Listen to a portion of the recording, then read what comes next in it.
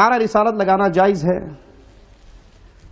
نعرہ رسالت یا رسول اللہ صلی اللہ علیہ وسلم یہ لگاتے ہیں وہ بھائی جو نبی صلی اللہ علیہ وسلم سے مدد مانگتے ہیں, جو نبی صلی اللہ علیہ وسلم سے مدد مانگتے ہیں. اور مدد کی کہاں سے آتی ہے؟ وَمَن نَصْرُ إِلَّا مِنْ عِنْدِ اللَّهِ.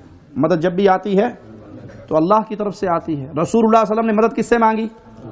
اللہ سے. سیدنا ابراہیم نے کس سے مانگی؟ سیدنا یونس نے, سیدنا آدم نے, سیدنا نوح نے, سیدنا علی نے, سارے انبیاء نے, سارے اولیاء نے اللہ سے مانگی. تو نعوذ باللہ اللہ کے پاس خزانے کم ہو گئے ہیں کہ کسی اور سے مانگنے کی ضرورت پڑے. قرآن کہتا ہے تم اللہ کو چھوڑ کے جن سے مانگتے ہو, جن کو پکارتے ہو, وہ کون ہیں؟ ما یملکون من قطمیر. کھجور, ایک تو اوپر کی کھجور ہوتی جو کھائی جاتی ہے, ایک کھجور کے اندر کیا ہوتا ہے؟ گٹھلی. وہ کیا کی جاتی ہے؟ بوئی جاتی ہے. اس کی زراعت ہوتی ہے نا, درخت لگائے جاتے ہیں. کھجور بھی مفید ہے اور گٹھلی بھی مفید ہے. ایک اس گٹھلی کے اوپر چھلکا اور دھاگا ہوتا ہے, اس کا کوئی فائدہ ہے؟ اس کو بویا جاتا ہے, اس کو کھایا جاتا ہے, وہ تو اتار کے پھینک دیا جاتا ہے نا.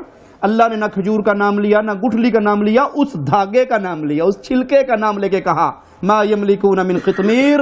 یہ کھجور کی گٹھلی پہ جو جھلی ہوتی ہے, اللہ کے علاوہ جتنے ہیں دنیا میں, من دونی, اس کے علاوہ جتنے ہیں, وہ اس دھاگے کے بھی مالک نہیں ہے, اس کا مالک بھی اللہ ہے.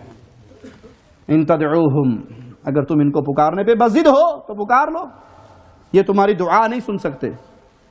وَلَوْ سَمِعُوا, اگر بفرض محال مان لیں کہ یہ سنتے ہیں, مَسْتَجَابُوا لَكُمْ, یہ تمہاری کوئی پکار کا جواب نہیں دے سکے. اور قیامت کا دن ہوگا تو پھر کیا کریں گے؟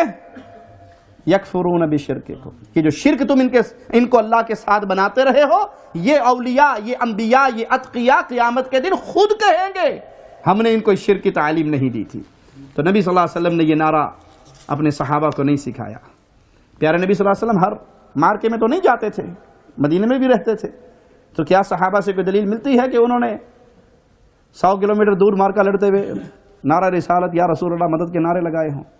نہ قرآن میں ہے نہ حدیث میں ہے.